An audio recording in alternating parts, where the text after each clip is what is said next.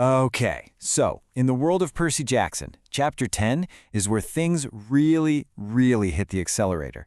We're officially leaving the safety of Camp Half-Blood, and we're getting tossed headfirst into a world where all the myths are real, and believe me, they are waiting right outside the front door.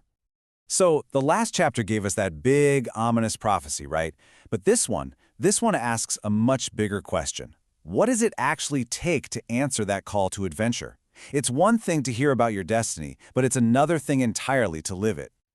You can think of this chapter as the moment Percy's safety bubble gets popped. For good. He's forced to face this terrifying new reality that the monsters aren't just in books anymore. Nope, they're real, and they're gunning for him. All right, let's break down this first huge moment, saying goodbye to Camp Half-Blood. And this isn't just a casual farewell. This is a fundamental step in what we call the hero's journey. Now the cool thing is, Percy isn't sent out there all by himself. He gets his crew, Annabeth and Grover. And this forms that classic mythological trio. This isn't just a random grouping, it's a time-tested formula. You have the hero, Percy, the strategist, Annabeth, and the guide, Grover.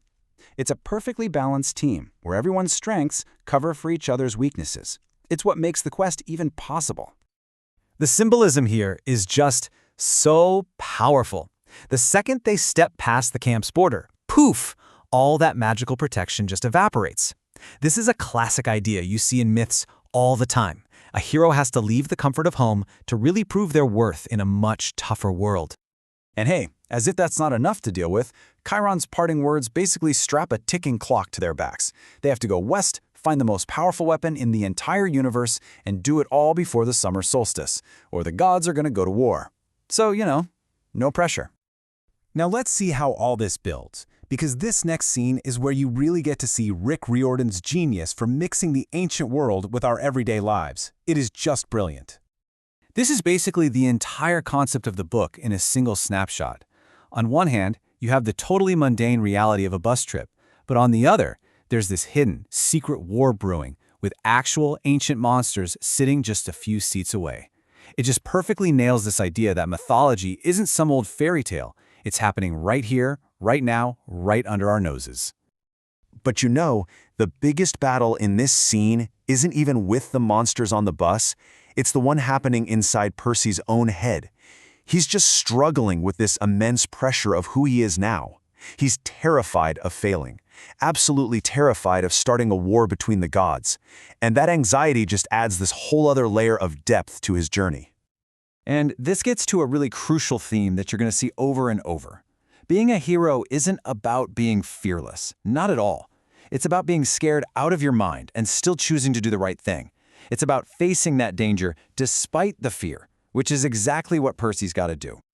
Okay, let's get to the action, because all of this tension has been building and building, and it's all leading to this chapter's explosive climax. This is Percy's first real test out in the mortal world.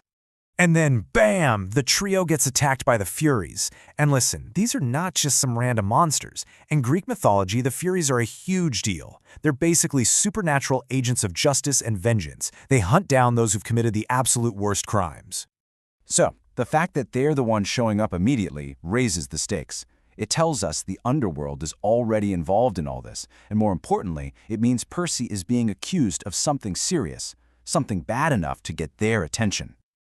And you get the huge reveal. One of the Furies is Mrs. Dodds, his old pre-algebra teacher. I mean, come on. This confirms two absolutely terrifying truths for Percy. First, that monsters can be hiding anywhere, in plain sight. And second, that because of who he is always going to be a target. The fight that breaks out ends with the total destruction of the bus, and that moment is just captured perfectly by the chapter's iconic and kind of funny title. Percy fights back, he uses his powers, but his victory definitely comes with a price. Yeah, even when he wins, there's a serious loss. The trio gets away, sure, but they've lost all their supplies and their money, and they've left behind a scene of chaos with a bunch of confused, terrified mortals. They are now officially 100% on their own. This whole chaotic mess marks a major shift. The safety of Camp Half-Blood feels like a distant memory now. This fight pushes Percy into a totally new phase of his journey. There is absolutely no going back. When you really look at it, this chapter does an amazing job of weaving together all these core themes that really define the whole series. You've got myth clashing with the modern world, the heavy weight of responsibility, the fact that you can't escape your identity, and that really blurry line between what's justice and what's just plain old vengeance. Percy learns a really hard lesson here. This quest is going to be full of fear and loss and a lot of moral gray areas. He's not just a camper in training anymore. He's a hero in motion, and he is actively being hunted by the forces of the underworld.